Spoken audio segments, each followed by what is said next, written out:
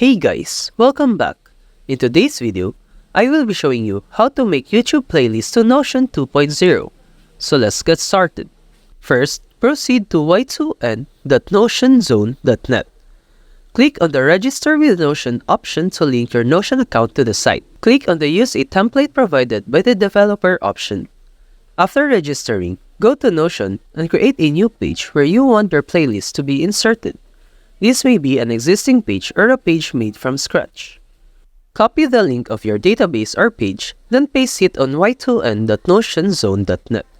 Also, paste the link of the YouTube playlist you created on the same site. Click on Import List. After this, proceed to the page you opted for your playlist to be pasted on. Here, you will now see that your YouTube playlists have been imported. That's it for this video. If you have found this video helpful, simply leave a like below or subscribe because it helps me reach more people. See you soon!